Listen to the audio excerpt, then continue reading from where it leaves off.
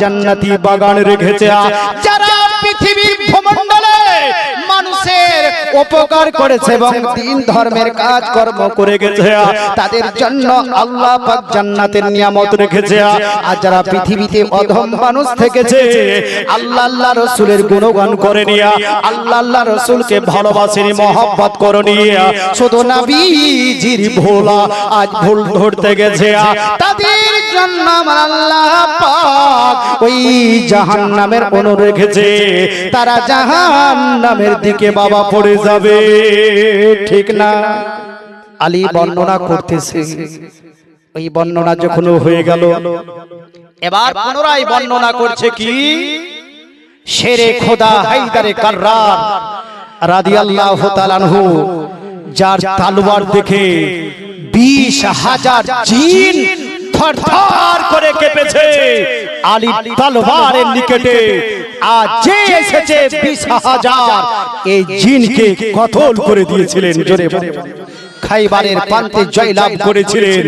আলী যদি চাইতো তো আরশের পায়াকে আজ টেনে পৃথিবীর ভূমণ্ডলে নিয়ে আসতো।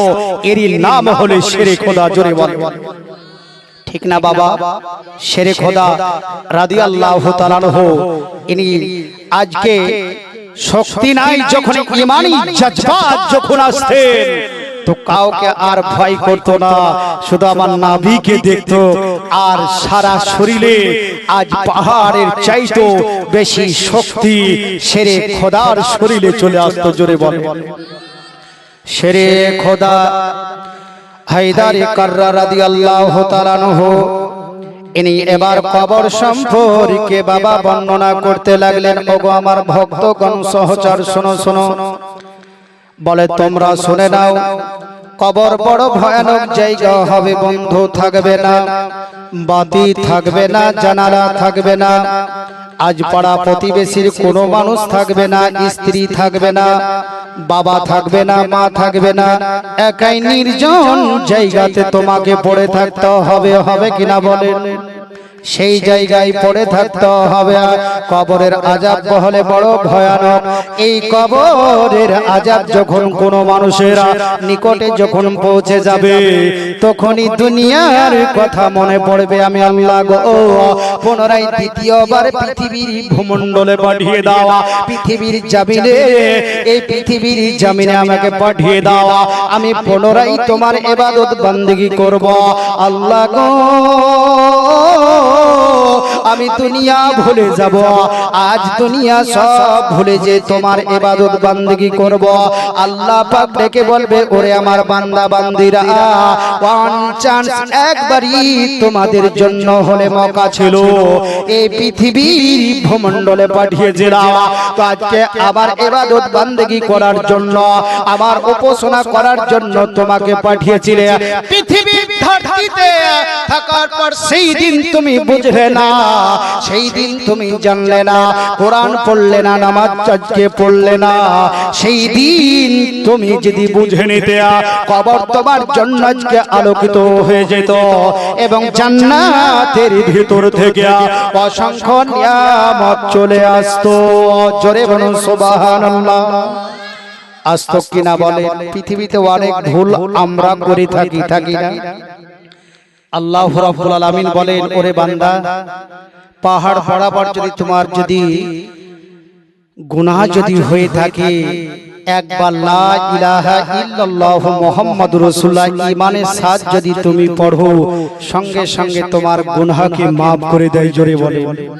আবার বলা হয়েছে, পৃথিবীর সমস্ত পাহাড়ের সমানও যদি আজকে গুনাহ হয়ে যায়, একবার খালিস দিলে যদি তুমি তওবা করে নাও, তোমার গুনাহকে আল্লাহ পাক ক্ষমা করে দেয়। জোরে বলো সুবহানাল্লাহ। কিন্তু আমরা ক্ষমা চাইতে পারি না, যেতেই তো পারি না। কিন্তু দুনিয়ার যদি কথা বলেন তো সব জায়গায় চলে যাব। পার্টির মিছিলে যদি বলেন ন্যাংড়া থাকবে না, ও জওয়ান হয়ে যাবে। প্রধান অমুক জিনিস দিচ্ছে, লাইনে দাঁড়াতে হবে, বলে তাড়াতাড়ি চ। কিন্তু ইসলামের জন্য কোন যদি কাতার যদি সোজা করা যায় তো এই কিয়ামত পর্যন্ত সোজা হয় না, হয় গো। মাজিদে লাইন সোজা হয় না। এই যে হযরত রয়েছে ওনার মাহজিতে সোজা করতে করতে আর বলতে বলতে এর আজকে মরণ হয়ে যাবে, তো সোজা হবে না।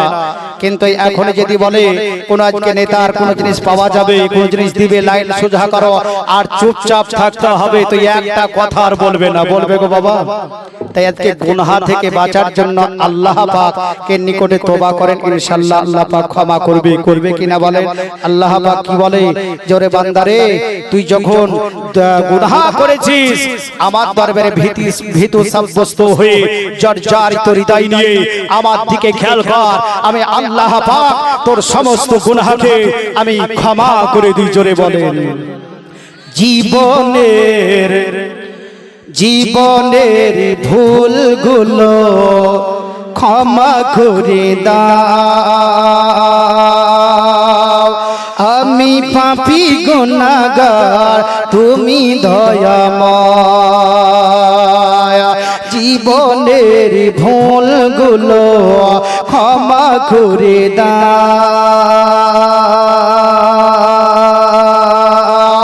আমি পাপী গুনাহগার তুমি দয়াময়। বিচার দিনে পাপী বলে, বিচার দিনে পাপী বলে ফেকো না আমায়, আমি পাপী গুনাহগার তুমি দয়াময়। জীবনের ভুলগুলো ক্ষমা করে দাও, আমি পাপী গুনাহগার তুমি দয়াময়। জোরে বলেন। এই জীবনে কত গুনাহ করেছি আমি জানা জানা, এই জীবনে কত গুনাহ করেছি আমি জানা জানা। তুমি যদি করো ক্ষমা, ওগো তুমি যদি করো ক্ষমা, ওগো দয়াময়, আমি পাপী গুনাহগার তুমি দয়াময়। জীবনের ভুলগুলো ক্ষমা করে দাও, আমি পাপী গুনাহগার তুমি দয়াময়। পাহাড় বরাবর যদি গুনাহ যদি করে থাকো, আল্লাহর কাছে যদি জর্জরিত হৃদয় নিয়ে তওবা করে যদি ক্ষমা চান, তো আল্লাহ পাক ক্ষমা করবে কিনা বলেন? আল্লাহর ওলি আলী রাদিয়াল্লাহু তাআলা আনহু দেখেন ইনি কি করছেন, বয়ান করছেন, বর্ণনা করছেন। এবার শুনুন, আপনারা মন তাজাও হয়ে যাবে, ঈমান তাজাও হয়ে যাবে। আজ দেখেন ইসলাম কি জিনিস, ইসলামের জন্য কত রকমের কষ্ট করেছে, ইসলামের জন্য আজ বিভিন্ন রকমের জিনিস ত্যাগ করে দিয়েছে, ইসলামের জন্য মিথ্যা কথা বলা আজকে বন্ধ করে দিয়েছে, ইসলামের জন্য একটি মাস রোজা রেখেছেন, রাখেননি বলেন? ইসলামের জন্য আজকে কি করেছেন, তারাবির নামাজ পড়েছে, ইসলামের জন্য মসজিদ বানিয়েছে, ইসলামের জন্য মাদ্রাসা তৈরি করেছে, ইসলামের জন্য ছেলে মেয়েদেরকে আল্লাহ পাকের পবিত্র কোরআন শিক্ষা দিয়েছেন কিনা বলেন? বাবা দিয়েছে। আল্লাহর ওলি যখন এই রকম ভাবে বয়ান করছিলেন, বর্ণনা করছিলেন, এহন অবস্থায় কোভাবাসী কিছু মানুষকে নিয়ে আল্লাহ পাকের ওলির নিকটে কি করলো, হাজির হলো। হুজুর, আপনার নিকটে এসেছি, সর্বপ্রথমে সালাম করলো। সালাম করার পর বলতেছে, ওগো আল্লাহর ওলি আলিয়া, আপনাকে একটা বিচার করে দিতে হবে। মন ছিল কোন দিকে, এবার কোন দিকে নিয়ে যেতে হবে, ঠিক না বলেন? আজ বয়ান করছিলেন বিভিন্ন রকমের দিক দিয়ে, বোঝাচ্ছিলেন কোরআন ও হাদিসের বাণী, ভক্তগণকে নিয়ে আলোচনা করছিলেন। এমন অবস্থায় বিচার চলে আসলো, তো বিচার যখন আসলো তো বিচার তো করতেও হবে, হবে কিনা বলেন? বলে কি বিচার? বলে এই ব্যক্তি একজন রমণীকে কি করেছে, কতল করেছে, নির্মম ভাবে হত্যা করেছে। বলে এত বড় গুনাহ, বলবে কিনা বল? কতলের পরিবর্তে তাহলে কতল। আমার ছেলেকে যদি কতল করে আমার টার্গেট থাকবে ওর উপরে।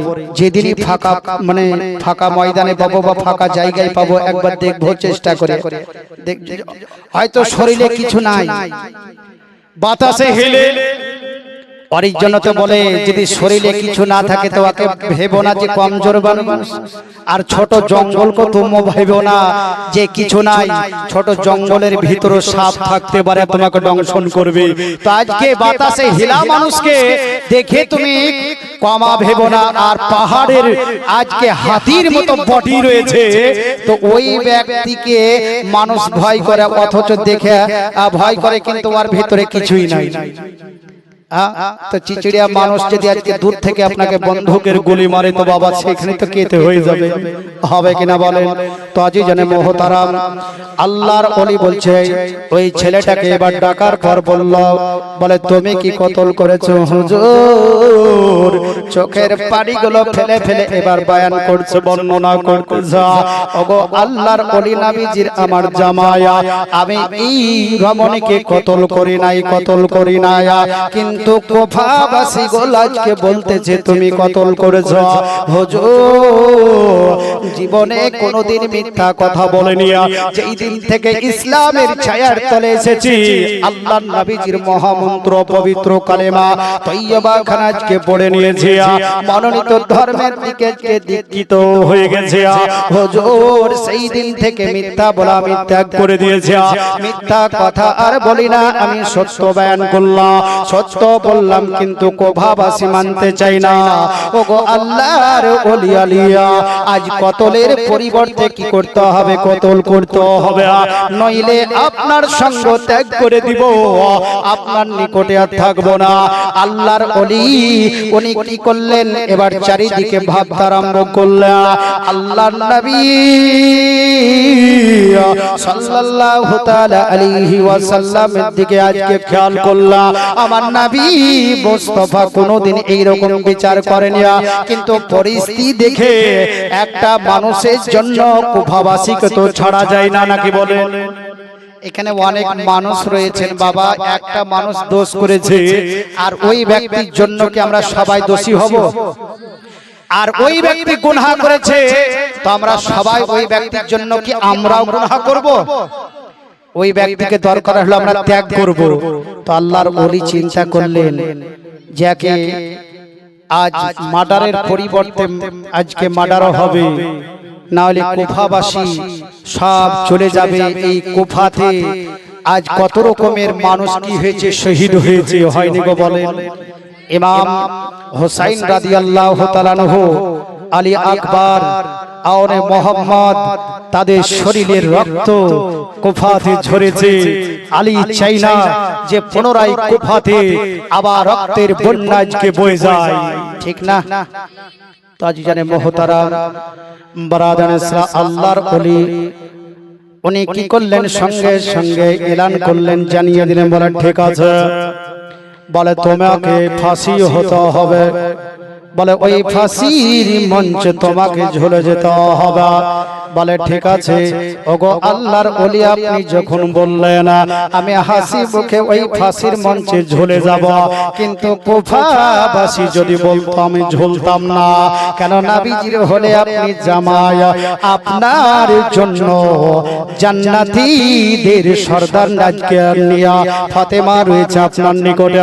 আমার নবী মুস্তাফা আহলে বায়াত বলেছে, ওগো আল্লাহর ওলি আপনার কথা আমি পছন্দ করে নিলাম, আপনার কথাটা আমি মেনে নিলাম। সঙ্গে সঙ্গে মেনে নেওয়ার পরে এবার বলল আজকে আসরের নামাজের পরে ওগো শোনো, তোমাকে ফাঁসি হতে হবে। বলে ঠিক আছে, কি কারণে ফাঁসি হয়েছে আর কেই বা মার্ডার করলো ইনশাআল্লাহ শুনতে পাবেন। আর কিভাবে মার্ডার হয়েছে, এই কোন ঘরের সন্তান ছিল, চিন্তা করেন একটু। তাজি জানে মোহতারাম আল্লাহর ওলি আলীকে ডাকার পর বললেন, ওগো আল্লাহর ওলি আলিয়া, আমাকে কিছুক্ষণের জন্য ছুটি দিতে হবে, আমার বৃদ্ধা মা জননী বিছানাগত হয়ে রয়েছে, সেই মা জননীকে একটিবার দেখে আসবো, যে আমাকে মাকে জন্ম দিয়েছে, 10 মাস 10 দিন ধরে পেটে রেখেছে, 2 বছর টানা দুগ্ধ পান করিয়েছে। ওগো আল্লাহর ওলি, সে মাকে আমি একটু দেখতে চাই, দেখতে চাই, আর শেষ বিদায়টুকু নিয়ে আসতে চাই। কিন্তু কুফাবাসী তাদের আলী রাদিয়াল্লাহু তাআলা ডেকে বললেন, হুজুর তাকে তো ছুটি দেওয়া হবে না, ছুটি দিলেই তো আজকে কোথায় যে পালাবে তার ঠিক ঠিকানা না। আমার যদি ফাঁসির যদি অর্ডার হয়ে যায় তো আমি তো পালাবই গো, পালাবো না? কোথায় যে যাব তার ঠিক ঠিকানা নাই। হয়তো বাংলাদেশও পালিয়ে যেতে পারি, হয়তো আরো অন্য রাষ্ট্রে আমি চলে যেতে পারি। যত তাড়াতাড়ি পারবো এই দেশ থেকে পালাবো, না হলে আমার দুনিয়া থেকে যে সময় শেষ হয়ে যাবে। দুনিয়ার মায়া মমতা ত্যাগ করে দিয়ে, এই জগৎ ত্যাগ করে দিয়ে আমাকে কবরে চলে যেতে হবে। না না না, একে ছাড়া যাবে না। আল্লাহর ওলিকে বললেন, ছাড়, যদিও ছাড়ে তো এর পরিবর্তে কাউকে রেখে যেতে হবে। আমার ছেলেকে দিবেন গো, পরিবর্তে ও যদি না আসে তো আমার ছেলে ফাঁসির মঞ্চে ঝুলবে। দিবে কেউ? আমার ছেলে দিব না, আমার ভাইকে দিব না, আমার বাপকে দিব না, আমি কাউকে দিব না। কিন্তু দেখেন আল্লাহর ওলি অনেকক্ষণ ভেবে চিন্তা করার পর উনি বুঝতে পেরে গেছেন এই ছেলেটা কোনো সাধারণ ঘরের ছেলে নয়। এটা হলো ইসলামের আলো তার ভিতরে রয়েছে, কোরআনের আলো তার ভিতরে রয়েছে, আমার নবীজির ভালোবাসা তার অন্তরের মধ্যে রয়েছে। এ কোনো দিন বেখেলাপ করতে পারে না। আল্লাহর ওলি সঙ্গে সঙ্গে কুফাবাসীকে ডাকার পর বলল, ওরে কুফাবাসী শুনে নাও, শুনে না, এই ব্যক্তি যদি না আসে, আল্লাহর ওলি আলী আজকে কথা দিল এর পরিবর্তে আলী ফাঁসির মঞ্চে ঝুলবে। একটু জোরে জোরে বলুন সুবহানাল্লাহ। চিন্তা করে দেখো যে আজকে কতটা মহব্বত আলীর ভিতরে রয়েছে, ইসলামের মহব্বত আলীর ভিতরে কতটা রয়েছে। কেন আমার নবী মুস্তাফাকে অন্তরে রেখেছে, আর চোখের পানি মোবারক পান করিয়া জগতের জ্ঞান এবং আখিরাতের জ্ঞান আল্লাহর ওলিকে আল্লাহ পাক দিয়েছেন। একটু জোরে বলুন সুবহানাল্লাহ। বিদায় দিয়ে দিলেন। এই ব্যক্তি বাড়ি চলে গেল। বাড়ি যাওয়ার পর মা জননী বিছানগত হয়ে রয়েছে, হাঁটতে পারে না, চলতে পারে না, শুধু কথাটা বলতে পারে। আর এই ব্যক্তি মায়ের খিদমত করে নিজের হাতে। আজ মা জননীকে আজকে কি করেন, খাইয়ে দেয়। আর খাওয়ানোর পরে এ আল্লাহর বান্দা মার সমস্ত খিদমত করার পরে ইনি একজন কসাই ছিলেন। ভোর রাতে ইনি চলে যেতেন, শুভে সাদিকের সময় চলে যেতেন।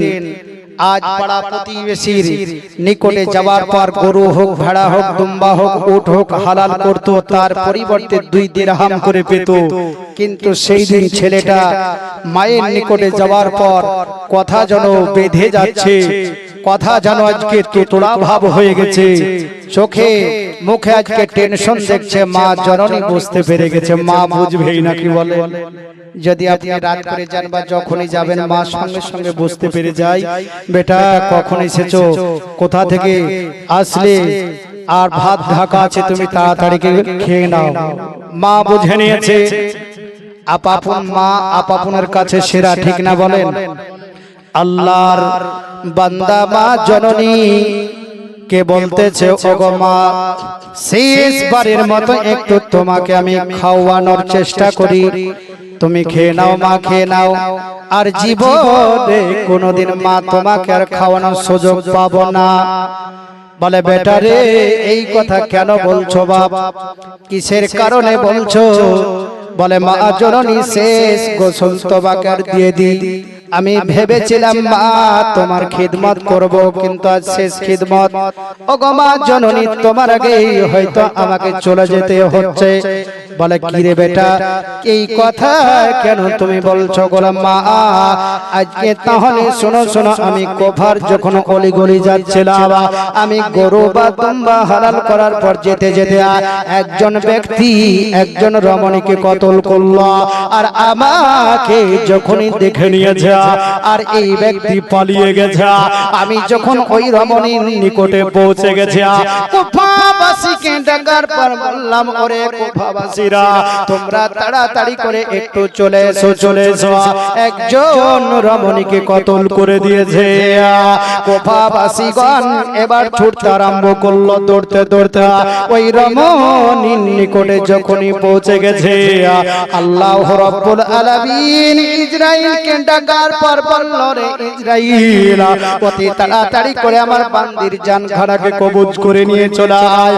ইসরাইল ফেরেশতা পৃথিবীতে হাজির হয়ে গেল, আর পৃথিবীর ধরতি থেকে এই মহিলার জানখানাকে কবজ করে নিয়ে চলে গেল। আর কোফাবাসী আর টাটকা মুখখানা দেখতে পেল না, জিন্দা অবস্থায় দেখতে পেল না। কোফাবাসীরা এবার মনে মনে চিন্তা করলো, এই ব্যক্তি কতল করার পরে আজ বাহানা করতেছে, উনি নিজে আজকে চেঁচাচ্ছে, জানে বুঝতে না পারে যে আমি কতল করিনি, কিন্তু এই ব্যক্তি তো কতল করেছে। ওগো মা জননী, শেষ নিঃশ্বাস ত্যাগ আজকে আমারও হয়ে যাবে, আসরের নামাজের পর আমার ফাঁসিও হবে। মা জননী সঙ্গে সঙ্গে বেটাকে বলতেছে, রে বেটা আমার, ওরে লাগতে জিগান বেটা, আমার তোমার পরিবর্তে কি আবার কি ফাঁসিও হবে না? কি মা দেখেন নাকি ছেলের জন্য মা আজ বাবা শহীদ হবে, ফাঁসির মঞ্চে ঝুলবে। এই রকম আরবের সরজমিনে গুনাহ করলে তাদেরকে এইরকম সাজা দেওয়া হয়, হয় না বলে? দেখেন আরবের জমিনে এদিককার মানুষ যত যায় কাজ কর্ম করতে যায়, তারাই হলে ফকির, তারাই হলে ফকির। আর এখানে এসে 5 তলা 10 তলা বিল্ডিং করে না গো বলে কেন? আরবের জমিনে যখন আমি বাবা হজ করতে গেছিলাম, আমি নিজে ইনশাআল্লাহ হজ করেছি আপনাদের দোয়াতে, তো দেখেছি যারা কাজ করে তারাই পবিত্র জুম্মার দিন হাত পেতে দেয়, সবাই চাইছে, সবাই তাদেরকে দিচ্ছে। আর এখানে এসে তুমি বিল্ডিং তৈরি করছো, ওই রকম মানুষকে ভিক্ষা দেওয়া চলবে গো? একটু জোরে বলেন না। তারা ওখানে ফকির আর এখানে বাদশাহ, এখানে রাজা তৈরি হচ্ছে। আল্লাহ পাকের কাছে দোয়া করি আপনারও যেন কাবা মদিনা দর্শন করতে পায়, একটু জোরে বলেন। তো মা দেখেন ফাঁসি হওয়ার জন্য রাজি হচ্ছে, ওরে আমার বেটা, তোমার পরিবর্তে আমি ফাঁসি হব, না হলে 5 জনের অনাহারে জীবন যাবে, তোমার 2 ছেলে এবং তোমার স্ত্রী, এবং তোমারও হবে এবং আমারও হবে, না খেতে পেয়ে আমাদেরকে মরতে হবে। মা মিষ্টি জিনিস, ফুলের সুবাস যতই থাক, হবে না মায়ের মতো, ফুলের সুবাস যতই থাক, হবে না মায়ের মতো। মায়ের কদম চুমে নিলে খোদা রহমত, ফুলের সুবাস যতই থাক, হবে না মায়ের মতো। জোরে বলেন। নিঝুম রাতে একা একা মা কাঁদে বসে বসে, গর্ভধারণ যন্ত্রণা দিলে তে গাথা, আমার মায়ের মতো মা, আমার আমার মায়ের মতো মা যদি পাওয়া যেত, আমার মায়ের মতো মা যদি পাওয়া যেত, ফুলের শোভা যতই হবে না মায়ের মতো। আল্লাহুম্মা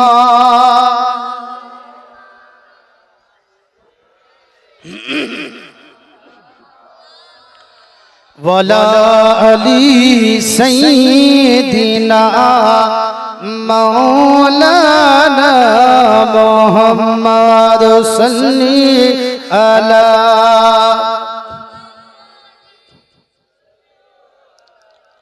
मुहम्मद हरदम ज़बान से निकालो पाक नामी मुहम्मद हरदम ज़बान।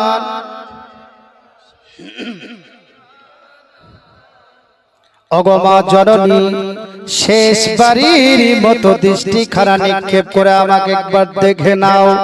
অগমা আমার হাতের খাবারটা একটু খেয়ে নেন, আমার হাতের পানিটা মা একটু খেয়ে নেন, আর কোনোদিন পান করাতে পাবো না। অগমা জননী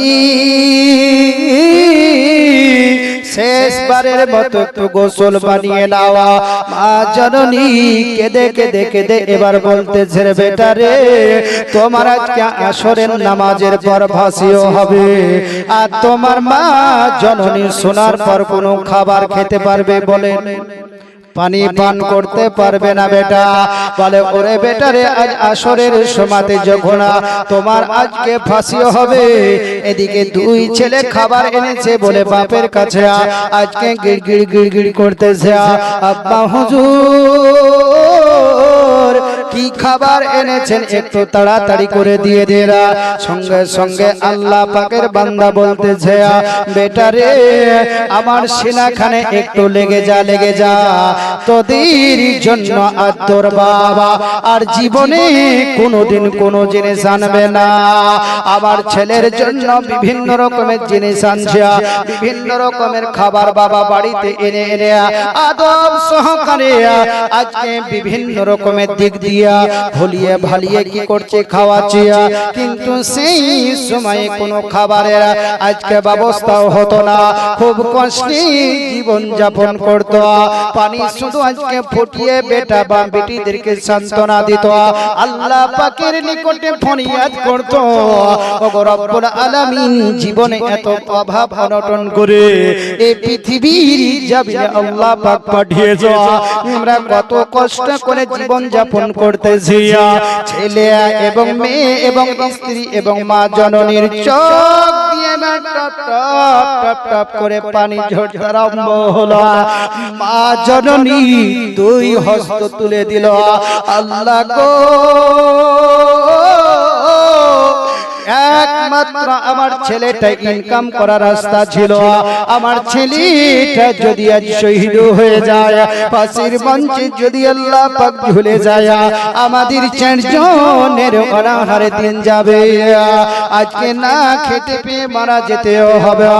আল্লাহ পাক জানিয়ে দিলে, ওরে বান্দা বান্দিরা, তোমরা টেনশন নিও না, তোমরা কোন রকমের চিন্তা করিও না।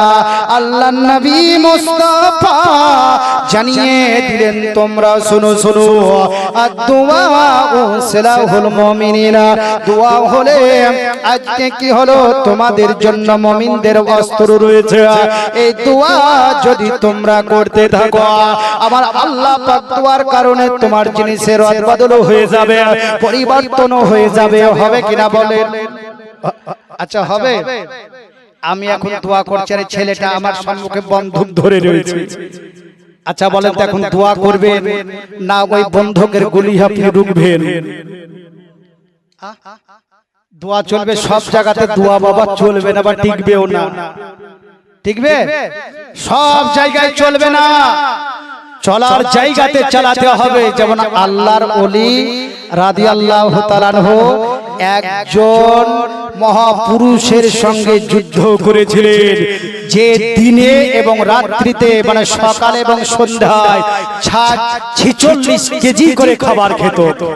ক কেজি বাবা শুনেছেন কোনদিন এই ঘটনা? 46 কেজি করে খাবার খেতেন। কেন আল্লাহর নবী সাল্লাল্লাহু তাআলা আলাইহি ওয়াসাল্লাম একদিন কাবার চাতালে, ওয়াজ আপনি ঠিক জায়গাতে আমি নিয়ে চলে যাব, চিন্তা করো না, আমি ওদিকে টেढ़ा হোড়া বক্তা নয়। আমি যে ওয়াজ ধরি ইনশাআল্লাহ ওয়াজ শেষ করি তারপরে গিয়ে নামি। আর যদি নাও শেষ করতে পারি তো আল্লাহ পাক যদি আবার কোনোদিন যদি নিয়ে আসে তো ওই ঘটনা পুনরায় আবার আপনাদেরকে শুনিয়ে দিই, ঠিক না? তো আল্লাহর ওলি আলী রাদিয়াল্লাহু তাআলা আনহু বয়স তখন 8 বছর বা 7 বছরের। আল্লাহ নবী সাল্লাল্লাহু আলাইহি কাবার চাতালে, চাতালটা অনেক বাবা বড়, এই চাতালে নবীজি আমার কি করছেন? বসে রয়েছে। এবং একদিন নবী মুস্তাফা একটা গাছের গোড়াতে কিছু সাহাবা বর্গদেরকে নিয়ে আল্লাহর নবী আমার ইসলাম সম্পর্কে বোঝাচ্ছেন। সেই সময়তে ইসলামের সংখ্যা খুব বেশি ছিল না। আর কাবার চাতালে এই পালোহান কি করছেন? দোয়া করছে। কি বলে দোয়া করছে? মানে আল্লাহ পাকের কাছে প্রতিজ্ঞা করছে, আল্লাহ কাবার চাতালে বসে আমি বলছি যে মোহাম্মদকে পৃথিবীতে আর রাখবো না। আল্লাহর নবীকে দুনিয়ার বুক থেকে সরিয়ে দেব, কেন মোহাম্মদ থাকলে আমাদের ধর্ম আর এগিয়ে যাবে না, নিম্নে নেমে যাবে, পচে যাবে, সরে যাবে। আল্লাহর নবী ওয়াজ করছে, করতে করতে আল্লাহ রাসূলের চোখ দিয়ে টপ টপ টপ টপ করে বৃষ্টির নাই বাবা পানি ঝরছে। আল্লাহর নবী সাহাবা বর্গগণ রয়েছে, ইয়া রাসূলুল্লাহ আপনার ওয়াদুহার চেহারাখানা কেন ভিজে গেল? কারণটা কি? আর ওয়াজখানা নবীজি আমার বন্ধ করে দিয়েছেন। হযরতে ওসমান গনি রাদিয়াল্লাহু তাআলা আনহু বলছেন, ইয়া রাসূলুল্লাহ ইয়া হাবিবাল্লাহ আপনার ওয়াজ বন্ধ করার কারণটা কি একটু বলেন। আল্লাহর নবীজি আমার ওসমান গনিকে বলতে লাগলেন, ওগো ওসমান গনি শোনো শোনো, আমার ওয়াজ বন্ধ করার কারণ হলে কি তোমরা কি শুনবে? বলে, ইয়া রাসূলুল্লাহ ইয়া হাবিবাল্লাহ নবী গো, আপনি যেটাই বলেছেন সেই দিন থেকে সেটাই বিশ্বাস করে পালন করি। কিয়ামত হবে আমরা বিশ্বাস করে নিয়েছি, হাসরের ময়দান সংঘটিত হবে ওগো রাসূলুল্লাহ আমরা এক বাক্যে আজকে মেনে নিয়েছি। ওগো নবীজি আল্লাহ আছে, আমরা আপনি বলেছেন আমরা মেনে নিয়েছি, যাই বলেছেন আমরা মেনে নিয়েছি। ওগো নবীজি কিসের কারণে আপনার চেহারা দিয়া পানি পড়তেছে, চেহারা ভিজে গেছে, চোখ দুটো ভিজে গেছে? ইয়া রাসূলুল্লাহ ইয়া হাবিবাল্লাহ বলে, দরদি নবী আল্লাহর নবী যে এবার কেঁদে কেঁদে বলতে লাগলেন, তোমরা তাহলে শোনো, ওই কাবার চাতালে বসে আমাকে মারার জন্য আল্লাহ পাকের কাছে প্রতিজ্ঞা করতেছে কে মুহাম্মদকে পৃথিবীর ভূমণ্ডলে আর রাখবো না, পৃথিবীর জমিনে এ মুহাম্মদকে আর রাখবো না। কেন মুহাম্মদকে যদি রাখি তো আমাদের দিন ধর্ম বুঝবে না, আমাদের জিনিসগুলো দিনে দিনে নিম্নে নেমে যাবে, পৃথিবীর মানুষ কেউ জানবে না, কেউ বুঝবে না।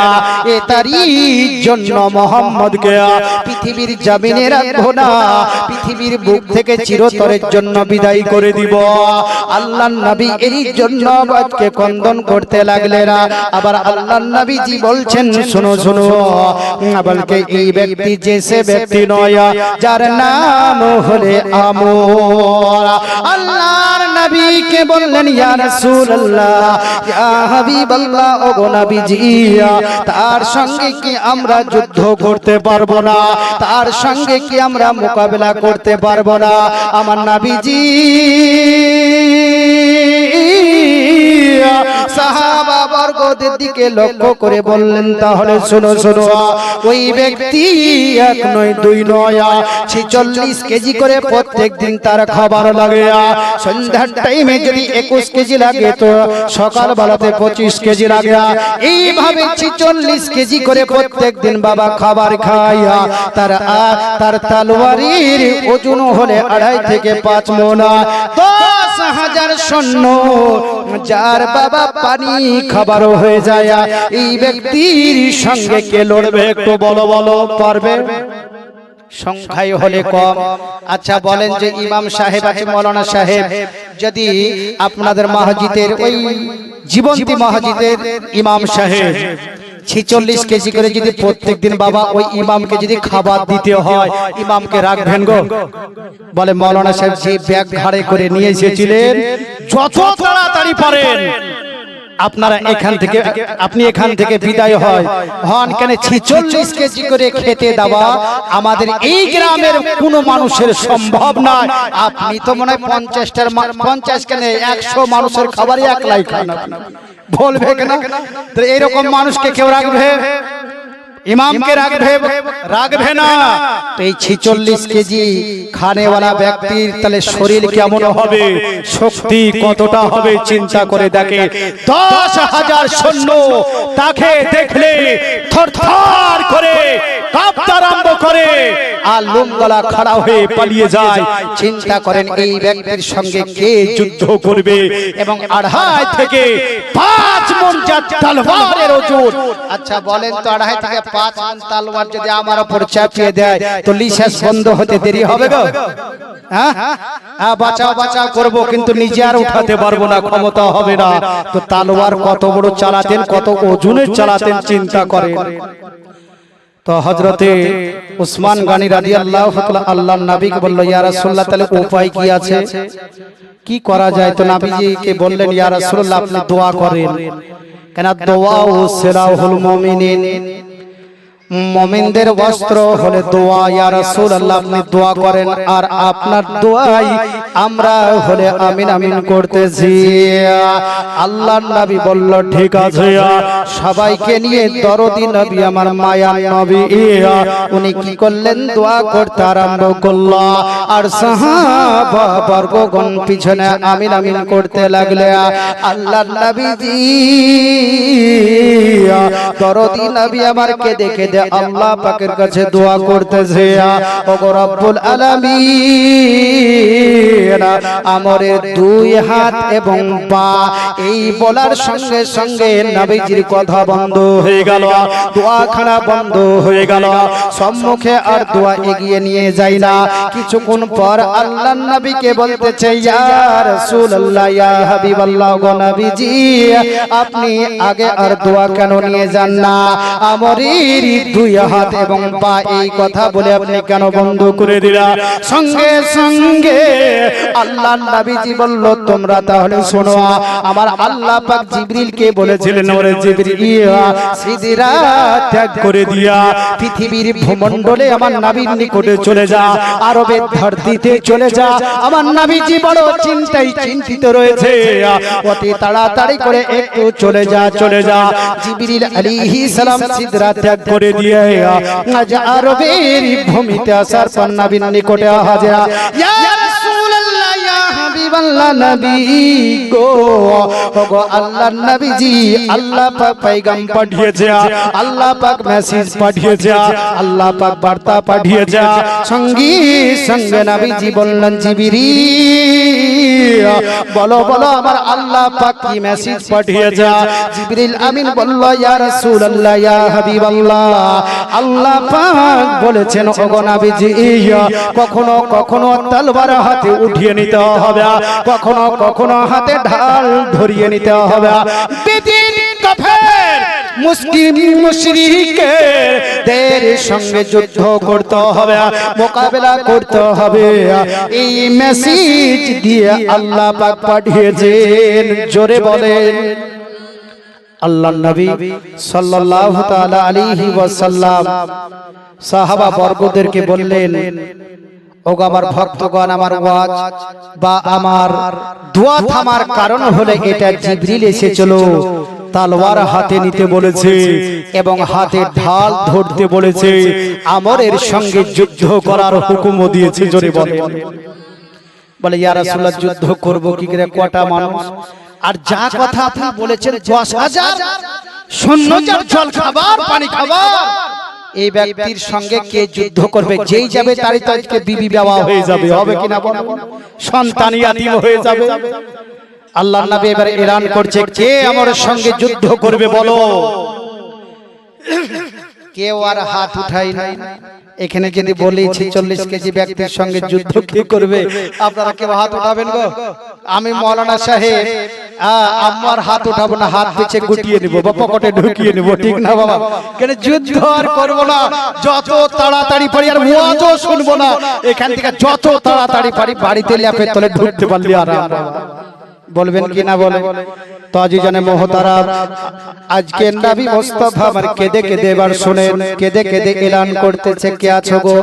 ওই আমাদের সঙ্গে যুদ্ধ করবে, আমাদের সঙ্গে মোকাবেলা করবে, 46 কেজি খানেওয়ালা ব্যক্তির সঙ্গে যুদ্ধ করবে, 2.5 থেকে 5 মণ তলোয়ার চালানো ব্যক্তির সঙ্গে কোন এমন পুরুষ রয়েছে যে যুদ্ধ করবে? কেউ হাত আর বাবা হাত কোন রকম ওঠে না। পেছন দিক থেকে একটা বাচ্চা ছেলের হাত উঠলো, যার নাম হলো শেরে খোদা হায়দারে কাররার আলী রাদিয়াল্লাহু তাআলা আনহু। জোরে বলুন সুবহানাল্লাহ। 7 থেকে 8 বছরের এই সন্তান হাত উঠিয়ে নিয়েছে।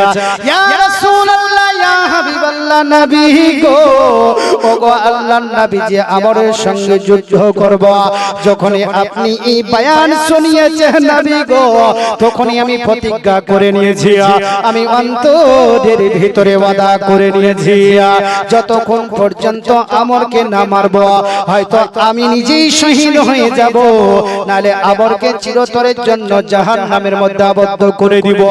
ইয়া রাসূলুল্লাহ, ইয়া হাবিবাল্লাহ, ওগো নবী গো, আমাকে একটিবার ইজাজত দেন, হুকুম দিয়া ওই আমরের সঙ্গে আমি যুদ্ধ করব।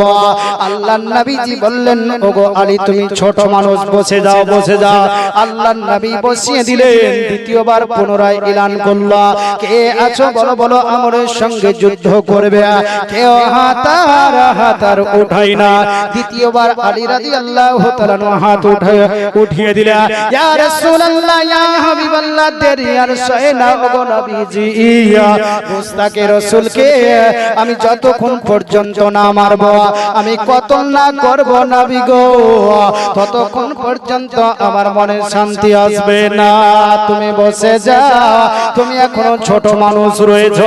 পুনরায় নবীজি তৃতীয়বার হাত উত্তোলন করার জন্য আদেশ করলেন, হুকুম দিলেন, কিন্তু কেউ আর হাত উঠালো না।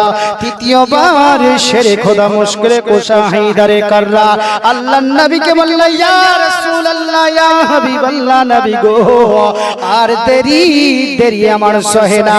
আল্লাহর নবী কি করলেন? কাছে ডেকে নিলেন, সিনাতে জড়িয়ে নিলেন। আল্লাহর নবী সঙ্গে সঙ্গে সিনার মধ্যে যখন জড়িয়ে নিলে, আমার নবী মুস্তাফার হাদিস পাকে এসেছে, যে ব্যক্তি আমার নবীর সঙ্গে স্পর্শ হয়ে গেছে, আজ স্পর্শর কারণে আল্লাহ পাক জাহান্নামের আগুন ওই ব্যক্তির জন্য হারাম করে দিয়েছে। একটু মহব্বতে বলেন, হারাম হয়ে যাবে। মান মাসসা জালাদি লান তামাসসাহুন নার। যেই ব্যক্তি আমার নবীর সঙ্গে আজ মাস করে নিয়েছে, মানাকা করে নিয়েছে, তার জন্য আরে দুনিয়ার আগুন তো দূরের কথা, জাহান্নামের আগুন পর্যন্ত আবার আল্লাহ পাক হারাম করে দিয়েছে। জোরে বল। চিন্তা করেন, দুনিয়ার আগুন তো দূরের কথা, যে জাহান্নামের আগুনের পাওয়ার দুনিয়ার আগুনের চাইতে 70 গুণের চাইতে বেশি, এই আগুনও তার জন্য হারাম হয়ে যাবে। জোরে বলে। আল্লাহর ওলি সেনার সঙ্গে লেগে গেছে।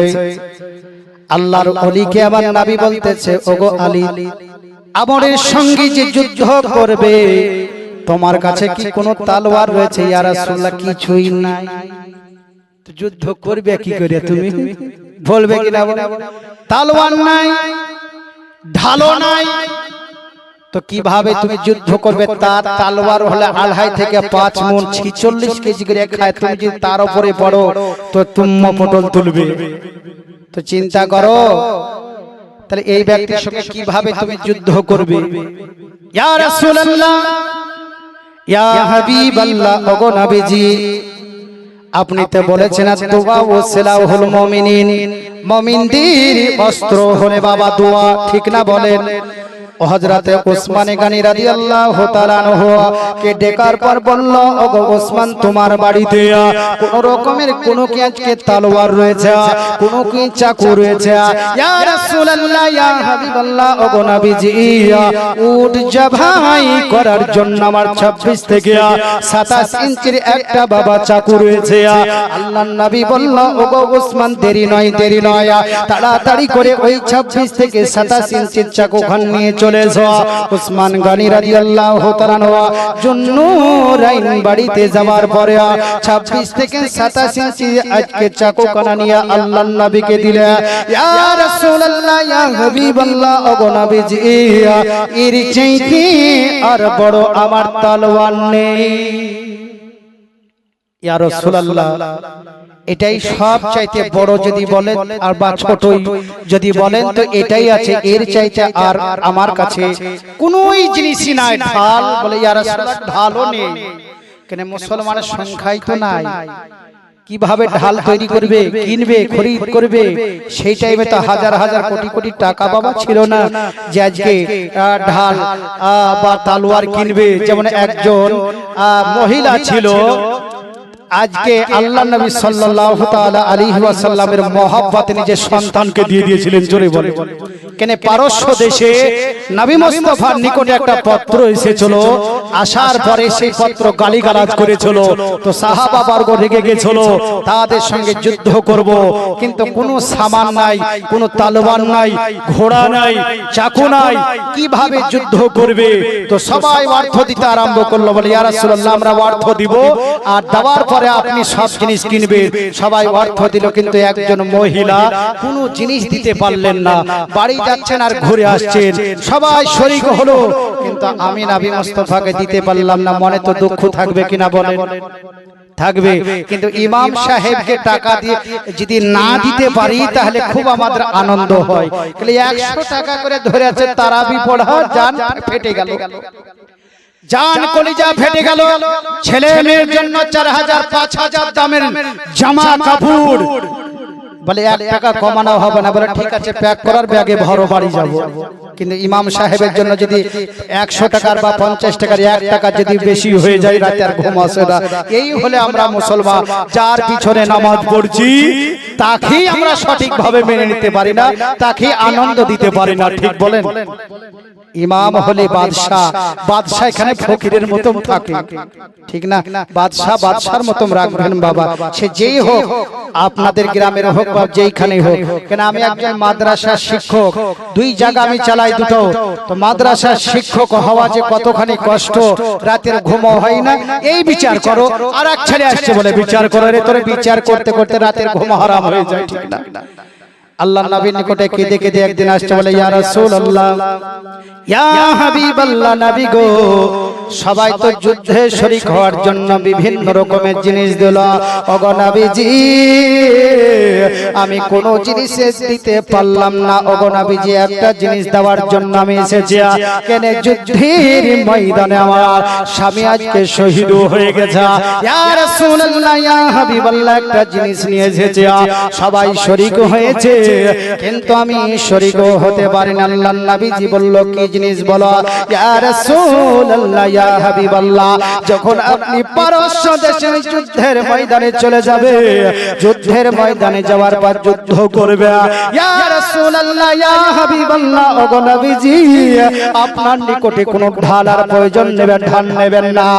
ওগো নবীজি, যুদ্ধের ময়দানে ওই পারস্য দেশের বেদিন কাফেররা যখন যখন তীর বল্লম গুলো মারতে থাকবে ওগো নবীজি আমার সন্তানটাকে আপনি ঢাল তৈরি করে নিয়ে আয় ওই বেদিন কাফেরদের তীর বল্লম আমার ছেলেদের উপরে একটু জোরে বলুন সুবহানাল্লাহ। এইরকম মা চিন্তা করেন কতটা চার নবীকে ভালোবাসা ইসলামকে ভালোবাসে এর জন্য তো আল্লাহ পাক জানিয়ে দিলেন ইন্নাদ-দীনা ইনদাল্লাহিল ইসলাম আল্লাহ পাকের মনোনীত নির্বাচিত হলে ধর্মের নাম হলে ইসলাম ধর্ম। একটু জোরে বলুন সুবহানাল্লাহ। ইয়া রাসূলুল্লাহ পৃথিবীর সেরা মহামানব হলে আপনি কেন আজকে অথর্ব বেদের মধ্যে জানিয়ে দিয়েছে বেদকে চার ভাগে ভাগ করা হয়েছে ঠিক না বলেন চার ভাগে ভাগ করা হয়েছে। আজকে দেখেন চিন্তা করেন এই অথর্ব বেদে যে সূত্রগুলো রয়েছে নিত্য নতুন কোনো জিনিস নাই তিনটা বেদ থেকে আজ মেন জিনিসগুলো উঠিয়ে নিয়ে অথর্ব বেদের মধ্যে ভরেছে অথর্ব বেদের মধ্যে রেখেছে এবং শাম মানে হলে গান আর এ গান আর কোন গান এ শাম গান কিন্তু এই রকম গান তারা তো কোনোদিন কেউ আজকে পড়েনি বা আনন্দ নাচেনি আনন্দ করেনি এ শাম কোন গান যারা বড় বড় সূত্রগুলোকে আজকে গানের সুরে পাঠ করত এর জন্য সেই কিতাবের নাম রাখা হয়েছিল শাম বেদ। আর ওরা এখনকার যুগের মানুষেরা মনে করে কি এ শাম মানে গান ঢাক ঢোল বাজিয়ে আজ মাকে সোয়াদকে খুশি করো কিন্তু এটা নয় বাবা ঠিক না বলে তো আজিজানে মহতারাম আল্লাহর ওলি আলী রাদিয়াল্লাহু তাআলা আনহু কে বললেন ওগো আলী এই 26 থেকে 27 ইঞ্চি তলোয়ার খানা নিয়ে ওই আমরের সঙ্গে যুদ্ধ করতে চলে যাও। আল্লাহর নবীজি দিকে তাকিয়ে নবী মুস্তাফার দিকে দৃষ্টি নিক্ষেপ করার পরে আমার নবীজির কদম বসি করলো হস্ত মোবারক বসি করার পরে আমার নবীজিকে সালাম করার পর শেরে খোদা হায়দারে কাররার উনি কি করলেন আমরের সঙ্গে যুদ্ধ করতে চলে গেলেন। আমরকে ডাকার পর বলতেছেন ওরে আমর কাবার চাতালে বসে বসে আবার নবীকে মারার জন্য আল্লাহর কাছে প্রতিজ্ঞা করেছো এবার আমার সঙ্গে যুদ্ধ করো মোকাবেলা করো তোমার মায়ের কতটা দুগ্ধ পান করেছো আলীর সঙ্গে একবার যুদ্ধ করব করে আজকে নবী মুস্তাফাকে তুমি বিভিন্ন রকমের গালিগালাজ করেছো বিভিন্ন রকমের কথা বলেছো সঙ্গে সঙ্গে শোনার সঙ্গে সঙ্গে আমি শেরে খোদা প্রতিজ্ঞা করে নিয়েছি যতক্ষণ পর্যন্ত গোস্তাকে রাসূলকে না মারবো এ আলী এক ফোঁটা পানি পর্যন্ত পান করবেন না। চিন্তা করেন নবী মুস্তাফাকে কতটা মহব্বত ভালোবাসা দিয়েছিলেন যে পানি পান করবে না 7 থেকে 8 বছরের ছেলের সাহস কত।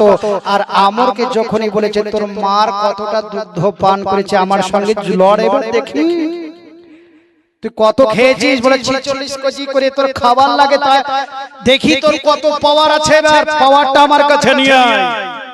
এই ব্যক্তি চোখ লাল হয়ে গেছে বলে এতটুকু ছেলে বলে কি রে আমার তলোয়ার যদি তার উপরে রেখে দি উঠার ক্ষমতা না আর ও বলে কি তোর মায়ের দুগ্ধ কতটা পান করেছিস। এ রাগ হয়ে গেছে বলছে আলী জীবনে যদি বাঁচতে চাও তো বাড়ি চলে যাও। বলে আলী বাঁচার জন্য বা মরার জন্য দুটোর জন্যই এসেছে একটু জোরে বলুন সুবহানাল্লাহ। আলী কি করেছিলেন যাওয়ার সঙ্গে সঙ্গে একটা গোল দাগ কেটে নিয়েছিলেন এবং একটা জিনিস পড়েছিলেন ও জিনিসটা যদি আপনিও পড়েন যদি কেউ তলোয়ার চালায় আপনার শরীরে লাগবে না তলোয়ার যদি চালায় শরীরে লাগবে না বন্দুকের গুলি যদিও চালায় তো আপনার শরীরে লাগবে না সাইড দিয়ে চলে যাবে। ও দোয়াটা শিখবেন গো ইনশাআল্লাহ এখন তো বলবো না লাস্টে মনে করে দিবেন বললেই তো সবই শেষ হয়ে যাবে লাস্টে একটু বলবেন ইনশাআল্লাহ সে দোয়া কেনে আপনাকে এমন জিনিস দিয়ে যাব তো জাহান্নামের আগুন আপনার জন্য হারাম হয়ে যাবে জোরে বলে আল্লাহর ওলি আলী রাদিয়াল্লাহু তাআলা বলছে তোর মার কতটা দুগ্ধ ওরে পান করেছিস, এবার আলীর সঙ্গে একটু যুদ্ধ করে দেখ। এর মাথা গরম হয়ে গেল, তুমি কি শোনো না, আমার নিকটে 10,000 সৈন্য জল খাবারও হয়, লাহারি হয়, পানি খাবারও হয়, আড়াই থেকে আজকে 5 মণ আজকে তলোয়ার চালায়, 46 কেজি করে আমার প্রত্যেক দিন খাবার লাগে, তুমি কি শোনো না? বলে আমি শুনে বুঝে সবই আমি তোমার নিকটে এসেছি তোমাকে মারার জন্য, শহীদ আজকে না হলে আমি শহীদ হয়ে যাব, তোমাকে জাহান্নামের আগুনের ভিতরে আবদ্ধ করার জন্য। এর আগে হয়ে গেছে বলে তোমাকে একটা শুধরানোর জন্য আমি বলতেছি, আল্লাহর নবী মহানবী বিশ্ব নবী সাল্লাল্লাহু তাআলা আলাইহি ওয়াসাল্লামের মহামন্ত্র পবিত্র কালেমা তৈয়বা পড়ে দাও, আমার নবীজির খাদেম তৈরি হয়ে যাওয়া, আমার নবী মুস্তাফার সাহাবী তৈরি হয়ে যাওয়া। বলেন না না, মুহাম্মদকে মিটানোর জন্যই তো আমি এই প্রতিজ্ঞা করেছি। তবে পৃথিবীর কোন জায়গা না রে, পৃথিবীর সেরা জায়গা যেই জায়গাটা হলে কাবার চাতাল, এই কাবার চাতালে আজকে প্রতিজ্ঞা করেছি মারার জন্য। আবু জেহেল তো প্রতিজ্ঞা করেছিল, পেরেছে? আজ আবু জেহেলের যেটা বাড়ি আছে 1100 পায়খানা রয়েছে। কত গো বাবা? 1100 পায়খানা। যারাই হজ করতে যায় তারা বলে আবু জেহেলের বাড়িতে সর্বপ্রথম পায়খানা করে আসি। নাপাক, এ নাপাক ঘরে নাপাকই থাকবে, ঠিক না বলেন? বেশি দূর নাই বাবা, আল্লাহ রাসূল সাল্লাল্লাহু আলাইহি সাল্লামের যে বাড়ি ছিলেন এখান থেকে হয়তো 100 মিটার হবে, 100 মিটারের পরে আবু জেহেলের বাড়ি ছিল, আর আবু জেহেলের বাড়ি থেকে সাফা মারওয়া 100 মিটার, আর 100 মিটারের সাফা মারওয়া থেকে কাবা শরীফ। বেশি দূরে দূরে নাই, কাছে কাছে আছে। আল্লাহর নবী সাল্লাল্লাহু আলাইহি সাল্লাম যে কুঠরি ঘরে ছিলেন বড়, তার নিকটে আজকে পাহাড় লাগালাগি আল্লাহ রাসূলের আজকে জন্মস্থান, ওইটা জোরে বলো সুবহানাল্লাহ। আলী বলতে দেরি নয় রে, এবার তুমি জাহান্নামে যাবার জন্য রেডি হয়ে যাও। বলে আমার সঙ্গে যুদ্ধ করবে, তোর মার বুকখানা খালি করবি, বলা বলে খালি করার জন্য এসেছি নাই, তোকে শেষ করার জন্য এসেছি।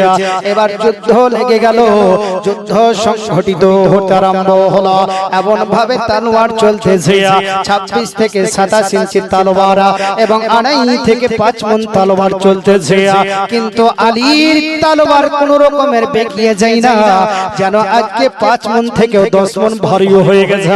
আল্লাহর ওলির ঈমানি জজবাত শুরু হয়ে গেছে, এত আজকে শক্তি আল্লাহ পাক আলীর শরীরে দিয়েছে। বলে উহুদ পাহাড়ের চাইতে আলীর শরীরে সেই দিন বাবা শক্তি আল্লাহ পাক দিয়েছিলেন, জোরে বলুন সুবহানাল্লাহ।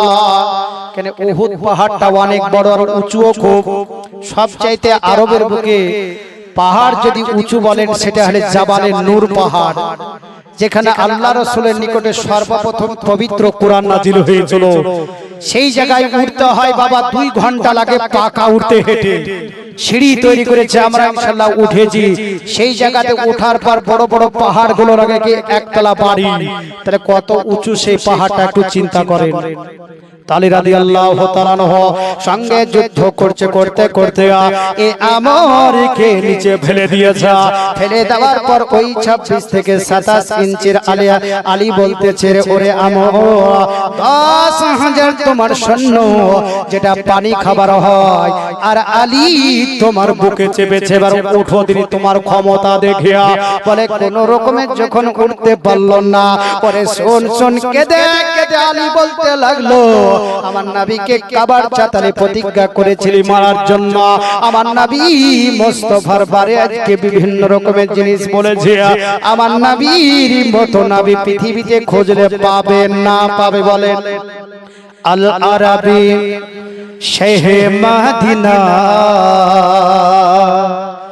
কমলি ওয়ালার ঝুড় মিলে না, একটু জোরে বলেন আল আরাবি শাহে মদিনা কামলি ওয়ালার জুড়া মিলে না আল আরাবি শাহে মদিনা কামলি ওয়ালার জুড়া মিলে না এমন নবী কোথাও খুঁজে পাবি না এমন নবী কোথাও খুঁজে পাবি না রব্বে কারিম হলো দিবানা কামলি ওয়ালার জোড়া মিলে না আল আরাবি শাহে মদিনা কামলি ওয়ালার জোড়া মিলে না জোরে বলেন सोची मामा तारीफे में दीवाना सोची मामा तारीफे में दीवाना गगन पवना धन मदीना कमली वालार जोड़ा मिले ना अल अरबी शहे मदीना कमली वालार जोड़ा मिले ना भोरेर पाखी बोले ओ गोरम बाना भोरेर पाखी बोले ओ गोरम बाना सल्ली अल्लाहर करले दीवाना कमली वालार जोड़ा मिले ना अल अरबी शहे मदीना कमली वालार जोड़ा मिले ना এই রকম নবী পাবেন আর সেই নবীকে মারার জন্য প্রতিজ্ঞা করেছি যার জন্য বনের পশু কন্দন করে যার জন্য বৃক্ষ হাজির হয়ে যায় যার জন্য ফেরেশতা মণ্ডলী কন্দন করে আর সেই নবীকে মারার জন্য প্রতিজ্ঞা করেছি আলীর জজবাত দেখ আলীর শরীরের শক্তি কতটা রয়েছে দেখতে ছোট কিন্তু আলীর শক্তিতে ছোট নয় একটু জোরে বলেন একবারে সে 26 থেকে 27 ইঞ্চি তলোয়ার বুকের উপর চলতে আরম্ভ হলো তো সঙ্গে সঙ্গে এই আমর বলেছিল আজকে সেই 26 থেকে 27 ইঞ্চি আমার বুকে পড়ে না জানো উহুদ পাহাড় আমার বুকে পড়ছে চিন্তা করে সে আজকে তাকে জাহান্নামে নিক্ষেপ করার পরে আলী রাদিয়াল্লাহু তাআলা আনহু আল্লাহর নবীর নিকটে চলে আসলো আসার পর বলছে ইয়া রাসূলুল্লাহ ইয়া হাবিবাল্লাহ নবী গো গুস্তাখি রাসূলকে চিরতরের জন্য জাহান্নামের মধ্যে নিক্ষেপ করে দিয়েছে আল্লাহর নবীজি সমস্ত যুদ্ধ দেখতেছিলেন নবীজি আগে যেমন দেখে আজকে পিছনেও সেই রকমই দেখতে পায় আজ ডানে যেই রকম দেখে বামে সেই রকমই দেখে দিনে যেই রকম নবীজি আমার দেখে রাত্রিতেও সেইভাবে একই রকম দর্শন করা আল্লাহর নবীজি এবার বলতেছে আলী তুমি যুদ্ধের ময়দানে যাওয়ার পর একটা গোল দাগ টেনে নিয়েছিলে আর টানার পরে কি জানো পড়েছিলে ইয়া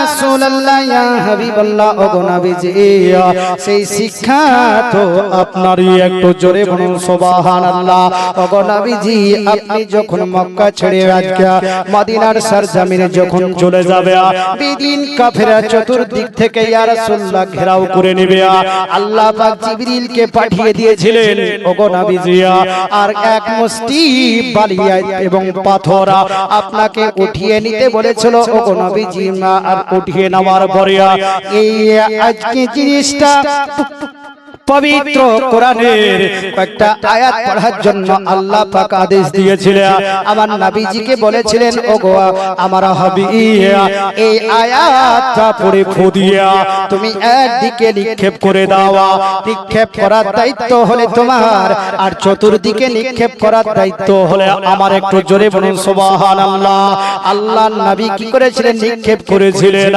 আর চতুর্দিকে বেদিন কাফেররা রয়েছিল আর চারি দিকের কাফেররা চোখে ওই রেতি বা কাঙ্কার বা পাথর পড়তে আরম্ভ করেছে আর নবীজি মক্কা ছেড়ে হিজরত করে ওই পাক ভূমি মদিনায় চলে গেছে পাক ভূমি যেখানে আজকে দেখেন এত সৌন্দর্য জায়গা ফেরেশতা সকালে যে 70000 ফেরেশতা আল্লাহর নবী রওজা জিয়ারত করে দরুদ ও সালাম পড়তে থাকে ওই 70000 ফেরেশতা কি করে পুনরায় সন্ধ্যার টাইমে যখন চলে যায় আজকে পুনরায় সন্ধ্যার টাইমে 70,000 চলে আসে আবার প্রভাত পর্যন্ত থাকে এই নুরানি দরবার এত সৌন্দর্য দরবার কিছু কিছু মানুষ আছে এই নুরানি দরবার এরা নুরানি মনে করে না চটি পায়ে দিয়ে রওজার ভিতর দিয়ে চলে যাচ্ছে কত বদমাইশ মানুষ চিন্তা করে আমার নিজের চোখে বাবা দেখা যে মদিনা শরীফের মসজিদে নববী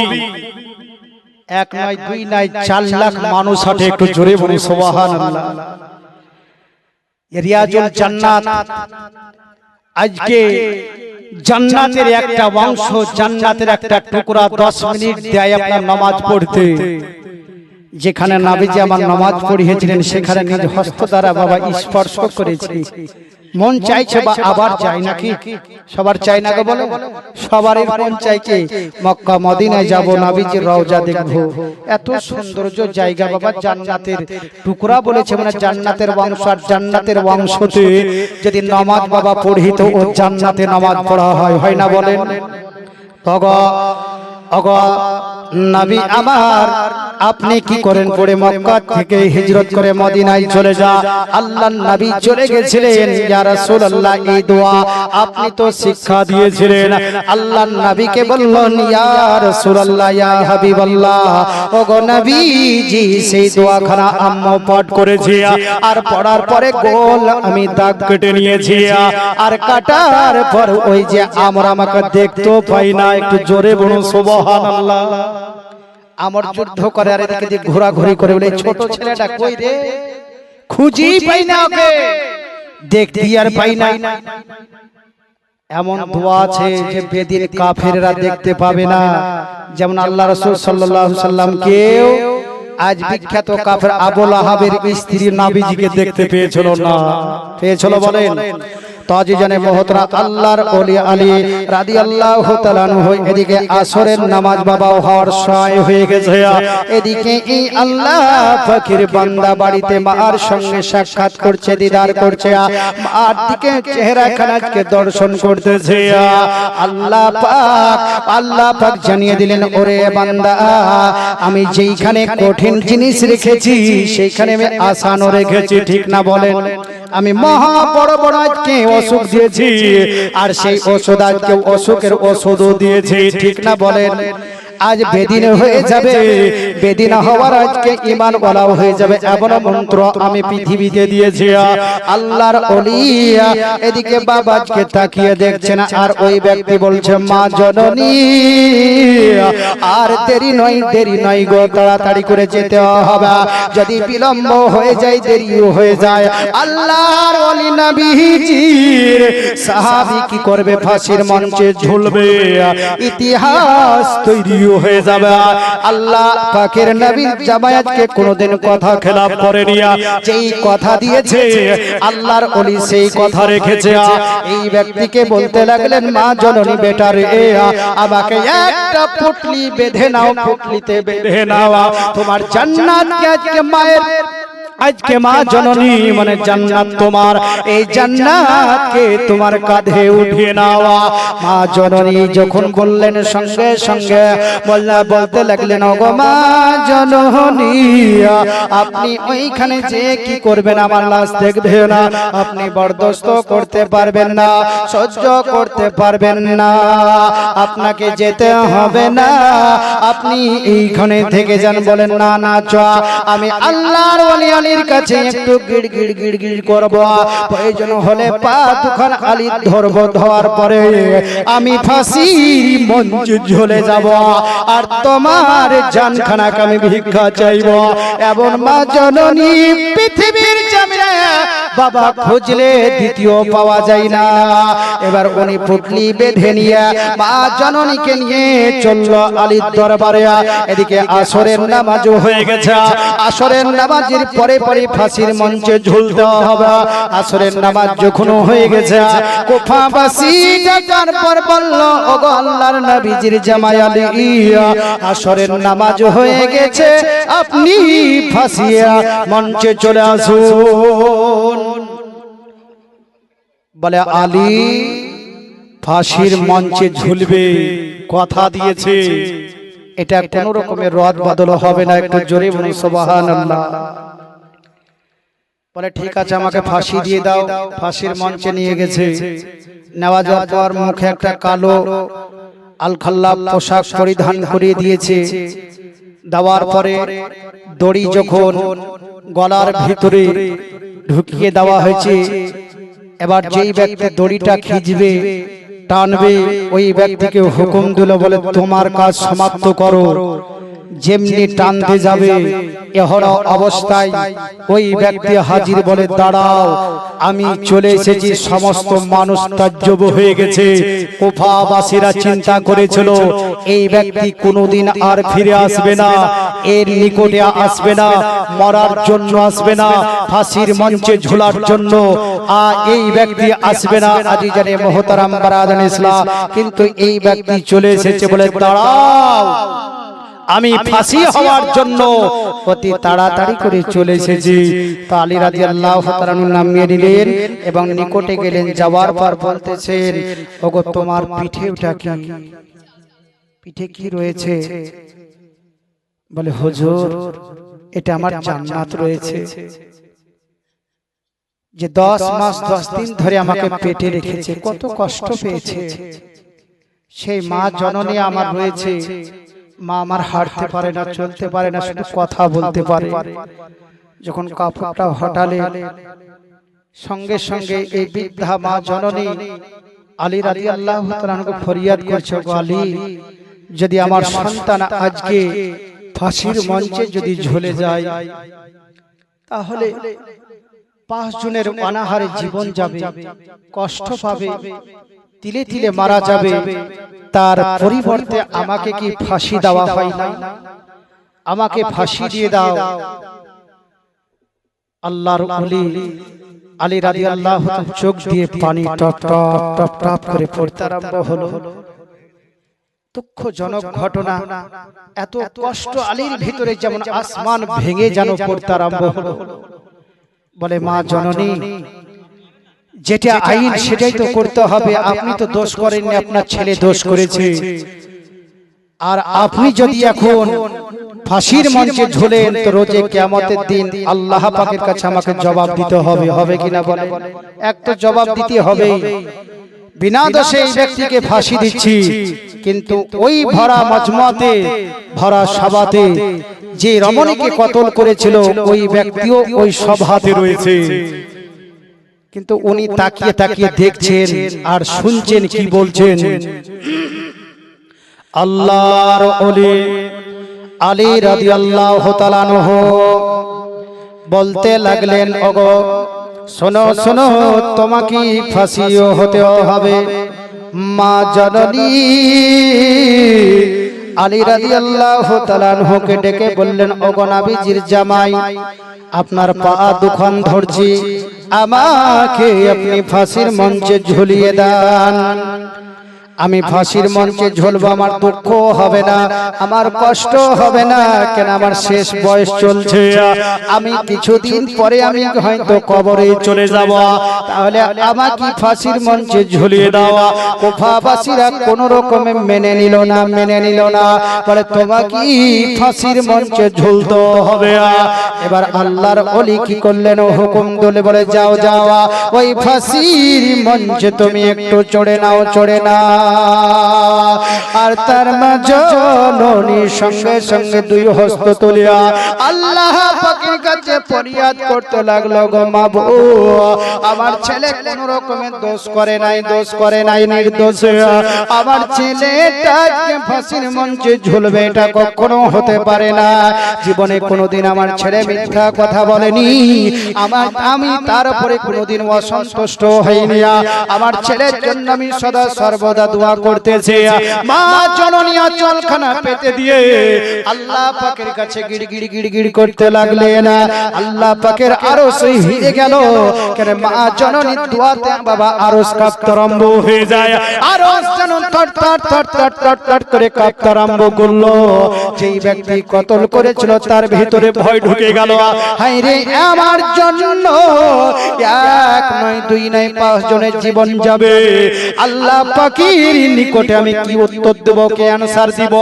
আল্লাহ পাক রোজে কিয়ামতের দিন সেই দিন আমাকে বলবে তোমার জন্য এক নয় দুই নয় পাঁচটার জীবন গেছে, তুমি সেই দিন কিভাবে আজকে আল্লাহর কাছে তুমি উত্তর দেবে বলো বলো।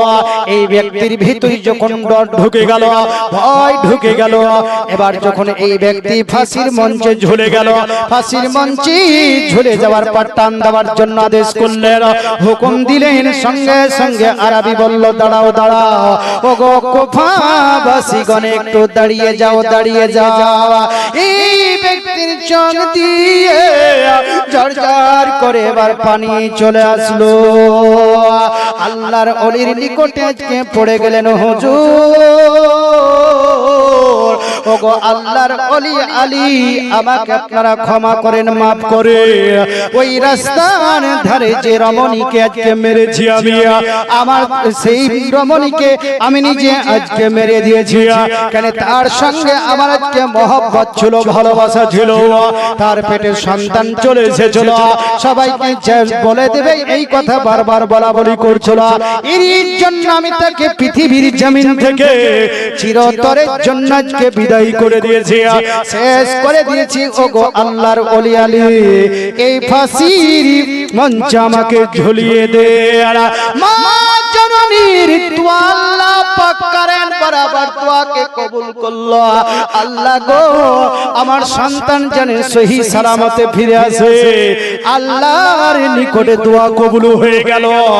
আর এই ব্যক্তি ফাঁসির মঞ্চে থেকে ঘুরে আসলো। সবারই সিদ্ধান্ত হলো, সভা হলো, আজকে বিচার নিয়ে বসলো। বলল সত্য যখন বলে দিয়েছে, পাঁচজনকে আজকে মরা থেকে আজকে যখন এই বিপদ থেকে উদ্ধার করে নিয়েছে, তখন সবাই বলে তোমরা ক্ষমা করে দাও। একটু জোরে বলে। দেখেন মানুষ সব রকমেরই থাকে না। আল্লাহর নবী সাল্লাল্লাহু তাআলা আলাইহি ওয়াসাল্লামের জামাইয়ের আদর্শ নবীর আদর্শ ছিল, ঠিক না বলে? আল্লাহর নবীর আদর্শ যার ভিতরে থাকবে সেই জায়গায় কোনোদিন খারাপ হবে গো, একটু বলে। আর মক্কা মদিনাতে নবীজি যে এসেছেন মানুষের কল্যাণ উপকারের জন্য না ক্ষতি করার জন্য, বলেন তো? একজন নবী আসিল গো সোনার মদিনা, একটু জোরে বলেন। একজন নবী আসিল গো সোনার মদিনা, যাহার তরে খুশি হবে স্বয়ং রব্বানা। একজন নবী আসিল গো সোনার মদিনায়, জোরে বলেন। ওগো বারাই রবি উল আউয়াল, নবী আমার আসিলে, সেই নবীকে ভালোবাসো, সেই নবীকে ভালোবাসলে পাবে জান্নাত। একজন নবী আসিল গো সোনার মদিনায়, একজন নবী আসিল গো সোনার মদিনায়। ও গো নবীর আসে আবু বকর, ও গো ইন্তেকালের পরে রখবো।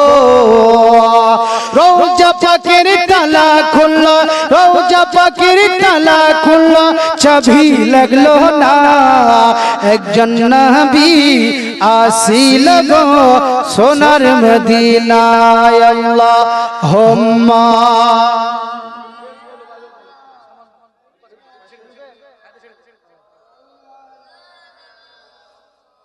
ওয়ালা আলি সাইয়্যিদিনা।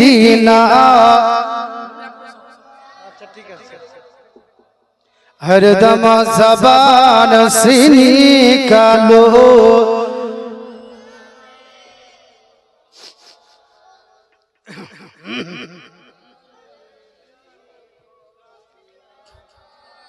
বাবা বেদ শুনবে 5 বা 10 মিনিট বলে আমার বক্তব্য ইনশাআল্লাহ ইতি করব, বলবো গো।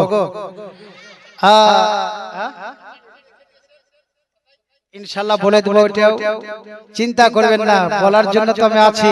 চলে তো যাইনি, এখন চলে গেলে তখন বলবেন যে হয়তো জানতো না, এটাই বলবেন। সকালে এটাই আলোচনা হবে যে ও জানতো না তার জন্য বলেনি। তো আজ জানে মহতারাম বেদ শুনে নেন। বলে অথর্ব বেদ এবং কালীবুক থেকে একজনের নাম বাবা ছিল রামচন্দ্র। কি বাবা বলেন?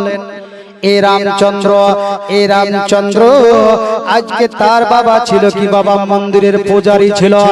এক নয় দুই নয় 60 মন্দিরের পূজারী ছিল। ঘন্টা বাজিয়ে বাজিয়ে কি করতেন? পূজা অর্চনা করতো।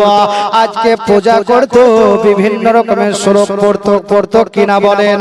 বিভিন্ন রকমের শ্লোক পড়তে পড়তে তার ছেলেটাকে সেই শিক্ষাই দিয়েছিলেন। বলে একদিন বাবাকে সেই ছেলেটা প্রশ্ন করলো, বাবা আমাকে এই লাইন তো শিক্ষা আজকে শিক্ষিত করেছ, আমি এক নয় দুই নয় 44,444 খানা মন্ত্র পড়েছি এবং 30,000 মন্ত্র আমি কি করে মুখস্থ করে নিয়েছি, কিন্তু আমি কালীবুকের একটা আমি জিনিস বুঝতে পারলাম না। কি বলো? বলে কৃষ্ণং শ্রীনন্দ কিশোর সর্বযুগে নামে এটা তাৎপর্য বাবা বুঝতে পারলাম না। বাবার ব্রেনকে হ্যাং করে দিয়েছে। বলে আজকে বেটা কোন লাইনে চললো রে? আমি 60 মন্দিরের পূজা করে যদি কেউ জানে যে বাবা আসল জিনিসকে গুপ্ত করে রেখেছে, তাহলে আমাকে ভুল ধারণা আজকে মানুষ বলতে থাকবে, ভুল বলবে। 60 মন্দিরের পূজা অর্চনা করতে দেবেন না, দেবে বলেন? বলে ভুল মানুষকে আর রাখবো না। বাবা বলো এটা তাৎপর্য কি একটু বলে দাও। কৃষ্ণং শ্রীনন্দ কিশোর সর্বযুগে নামে। বলে কালে কালে যুগে যুগে আজ অসৎকে আজকে বিনাশ করার জন্য পৃথিবীর ভূমণ্ডলে যদি আজকে কেউ এসে থাকে, ও রামকৃষ্ণ ভগবান শ্রী রামকৃষ্ণ, এই ভগবান রামকৃষ্ণ যদি ভগবান হয়ে থাকে তো পৃথিবীর ভূমণ্ডলে কেন আসলো? ঠিক না? এ যদি ভগবান আমাদের আল্লাহ পাক পৃথিবীতে আসে গো, কোথায় যে থাকে আল্লাহ পাকই জানে, বান্দাদের কালবের নিকটে।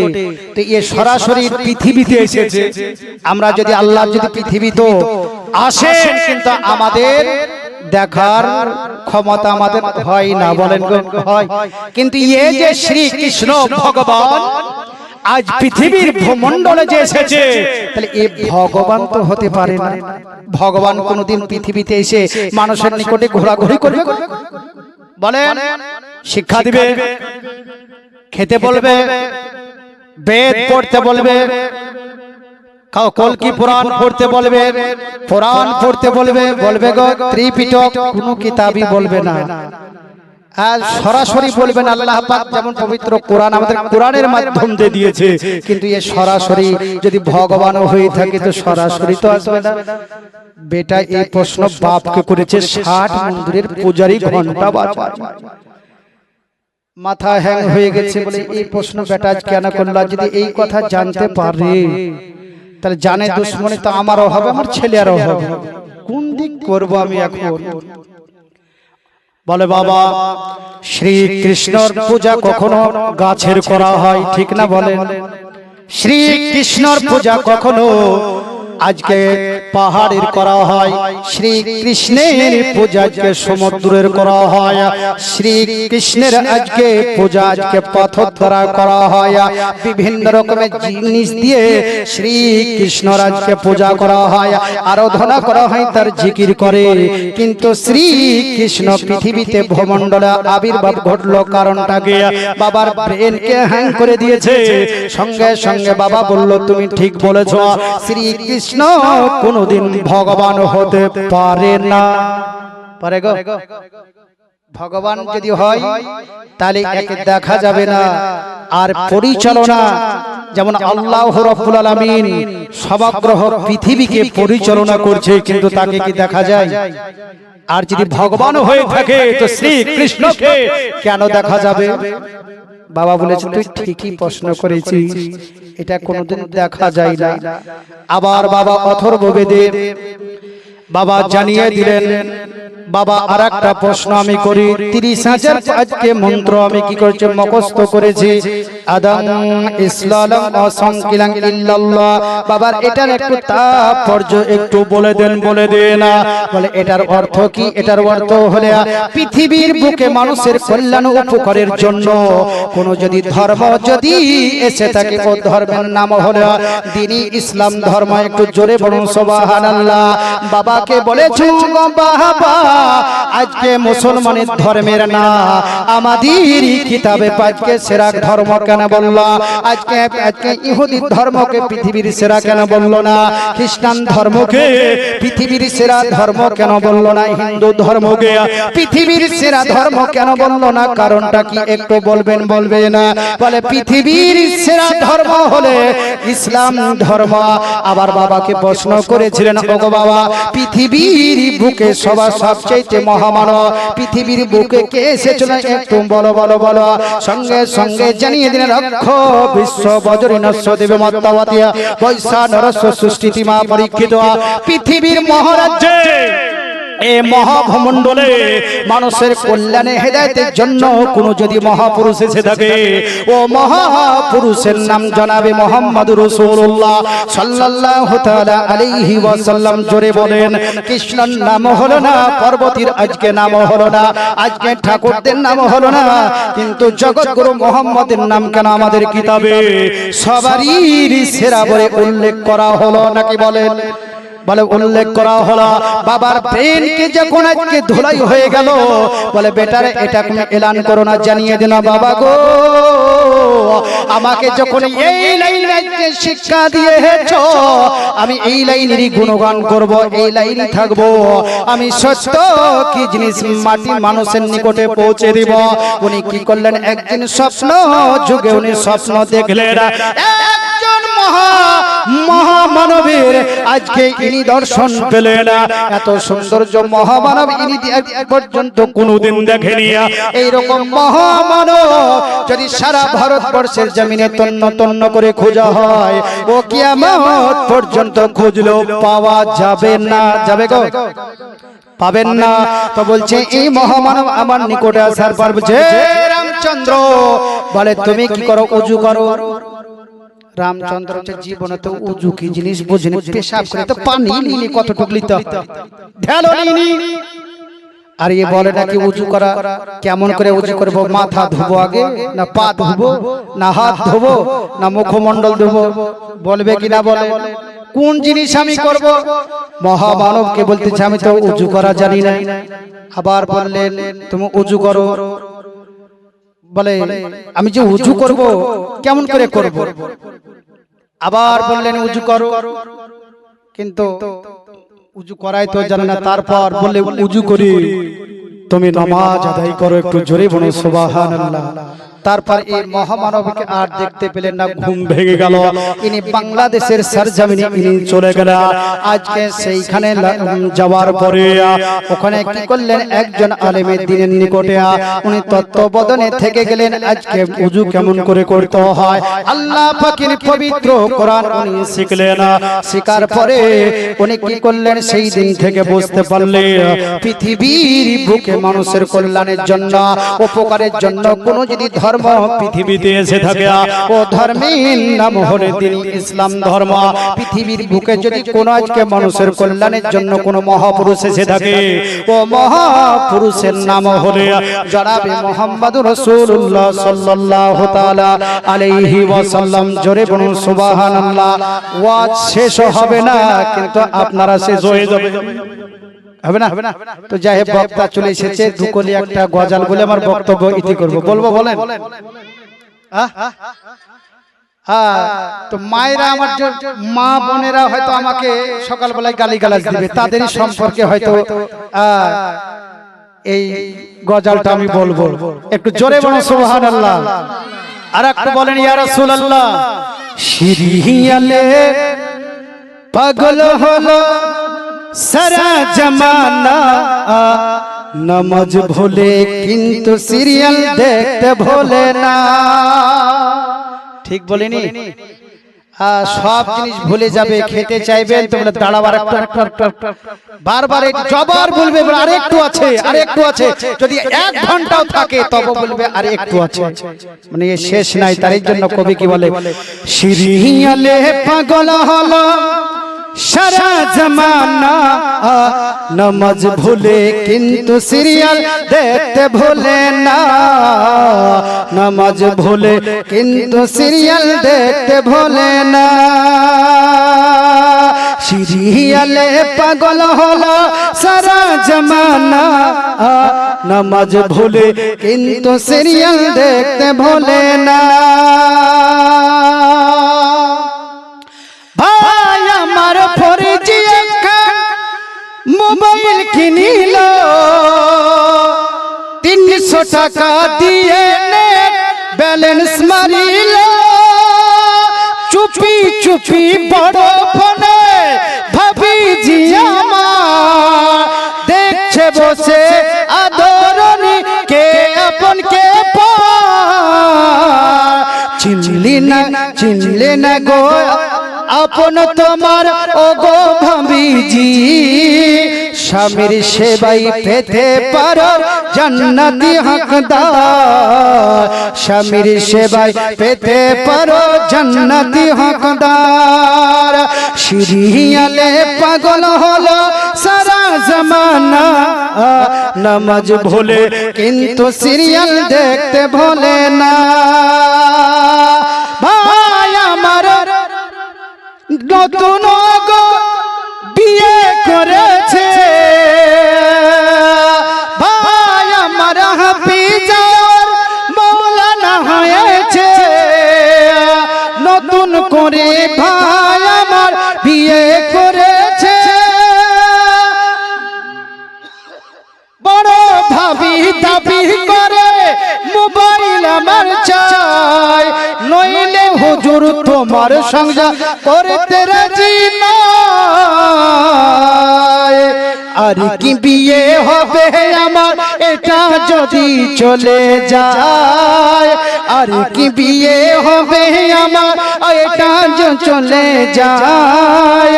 সিরিয়ালে পাগল হলো সারা জামানা, ঠিক না বলেন? সিরিয়ালে মা বোনেরা, সিরিয়াল আপনার দামি জিনিস নয়, স্বামী হলে দামি জিনিস। স্বামী যদি থাকে তো স্বামীর সঙ্গে হাজারো সিরিয়াল তৈরি করেন, নাকি হাজারো সিরিয়াল তৈরি করেন বসে বসে। বাবা মোবাইলে নয়, স্বামী স্ত্রী উভয় ঠাট্টা মজা ইত্যাদি স্বামী স্ত্রীর সঙ্গে করেন, দেখবেন তাতে মহব্বত বাড়বে, একে অপরের চিনতেও পারবে। আজকে আরেকটু এই জিনিস খবরদার মায়েরা বলবেন না, কেন আমার ঘরও মা আছে, আপনার ঘরও মা বোনেরা আছে, তাদেরকে অনুরোধ করছি এবং বাপ চাচা জানেদেরকে অনুরোধ করছি, আপনারাও দিনের পথে ফিরে আসুন। মনোনীত ধর্ম, আমি পবিত্র কোরআন থেকে আয়াত তেলাওয়াত করেছিলেন, ইন্নাদ-দীনা ইনদাল্লাহিল ইসলাম, নিশ্চয়ই আজকে আল্লাহ রাব্বুল আলামিন মনোনীত নির্বাচিত ও ধর্মের নাম হলে দ্বীন ইসলাম ধর্ম। যাই হোক ব্রাদার ইসলাম, অনেকক্ষণ ধরে আপনাদের সম্মুখে আমি বললাম, বলা ও ভাষার মধ্যে যদি কোনো ভুল ত্রুটিও হয় ক্ষমা প্রার্থী। আসসালামু আলাইকুম ওয়া রাহমাতুল্লাহি ওয়া বারাকাতুহু। হায়াত বাকি তো মুলাকাত বাকি, হয়তো আপনাদেরকে খুশি করতে পারলাম কিনা জানি না, আল্লাহ পাকই জানেন। প্রশ্নটা বলবেন। আচ্ছা ভাই, যাই হোক আপনাদের মনে রেখেছেন, এটাই আমি খুশি। যদি কোনো ব্যক্তি যদি আয়াতুল কুরসি পড়ে ফু দেয়, তার শরীরে সকালবেলায় ফজরের নামাজের পরে পড়ার পর এই আঙ্গুলে শাহাদাত উংলিতে আজ আয়াতুল কুরসি পড়ার পরে কানের প্যাচ যদি দিয়ে দেয় 3 বার, তো ওই ব্যক্তির নিকটে যদি বন্দুকের গুলিও চলে, তো বন্দুকের গুলি আপনার শরীরে লাগবে না, তলোয়ার চালালেও আপনার শরীরে আজ তলোয়ার লাগবে না। আজ জুতিয়া হারিয়ে যায় না, সামান হারিয়ে যায় না, বিভিন্ন রকমের জিনিস হারিয়ে যায়। আয়াতুল কুরসি পড়ে আপনি সামান রেখে দেন, আপনার ও আয়াতুল কুরসির বা দৌলতে আপনার সামান হারাবে না। কেন? আল্লাহ রাব্বুল আলামিন এক নয় দুই নয় দুইজন ফেরেশতাকে ওই জিনিস আজকে জোগানোর জন্য আজ রেখে দিয়েছে। আপনার চটিও হারাবে না, কোনো মালও হারাবে না, সম্পদও হারাবে না। বাড়িতে আপনি সকালবেলাতে উঠে যদি আয়াতুল কুরসি পড়ে ফু দিয়ে বাড়ির নিকট থেকে যদি আপনি কাজ কর্মতে চলে যান, বালা মুসিবত আপনার বাড়িতে ঢুকবে না, শয়তান আপনার বাড়িতে ঢুকবে না। আজ শয়তান ঢোকার জন্য গলি খুঁজবে, কিন্তু এই আয়াতুল কুরসি গলিকে বন্ধ করে দিবে, দিবে না বলেন? বন্ধ করে দিবে। তো যাই হোক বারাদার ইসলাম, আয়াতুল কুরসি সদা সর্বদা শরীরে ফু দিয়ে রাখবেন। আর আরেকটা জিনিস আপনাদেরকে বলে দিই, জিন্দেগিতে আপনি মরবেন না। বলে মৌলভী সাহেব কি বললো, জিন্দেগিতে মরবে না? বলে না, আবার মরবে, মরবে না বা মরবে কেমন? যেমন আমরা মুহররম মাসের 10 তারিখ পালন করি না, আপনারা করেন গো? খিচুড়ি মচুড়ি খান না? আচ্ছা, খিচুড়ি খাওয়া হলে হযরত নূহ আলাইহিস সালামের সুন্নাত, সেই দিনই 10 তারিখের দিনে উনি নৌকা নিয়ে যে যখন থেমেছিলেন, তারপর চালে ডালে গমে সবাই মিলে রান্না করেছিলেন, তরকারি কোথায় পাবো, সব এক জায়গাতে রাখ আর রান্না কর। আর সেই দিন হযরত নূহ আলাইহিস সালামের উম্মতকে নিয়ে খিচুড়ি খেয়েছিলেন। সেই মুহররমের সেটা দিন ছিল 10 তারিখ। অনেক 300 আজকে 60 থেকে 365টা অলৌকিক ঘটনা আজকে উনি মুহররমের 10 তারিখে আল্লাহ পাক ঘটিয়েছিলেন। তো মুহররমের যেটা আশুরার একটা দোয়া আছে বাবা, নাই গো মৌলভী সাহেব? আশুরার একটা দোয়া আছে, এই দোয়াটা যদি পাক পবিত্রতা অবলম্বন করে 2 রাকাত নামাজ পড়ার পরে যদি আপনি দোয়াটা পড়ে নেন, তো 1 বছর আপনার শরীরের গ্যারান্টি মরবেন না। 1 বছর আপনি মরবেন না। যখন আবার পুনরায় আশুরা দিন আসবে, আপনি সেই দোয়াটা আবার পড়ে নেবেন, আবার 1 বছর আপনার শরীরের গ্যারান্টি থাকলো। আর যেই বছর আপনার মওত হবে, সেই বছর পড়তে ভুলে যাবেন। বুঝতে পারলেন? ভুলে যাবেন, কিন্তু গর্ব করে আপনি বলতে পারবেন আমি 1 বছর মরবো না, এই দোয়া পড়ে ফেললেন। তো যাই হোক, মৌলভী সাহেবদের কাছে ওই দোয়াটা আপনারা আশুরার দিন পড়ে নেবেন।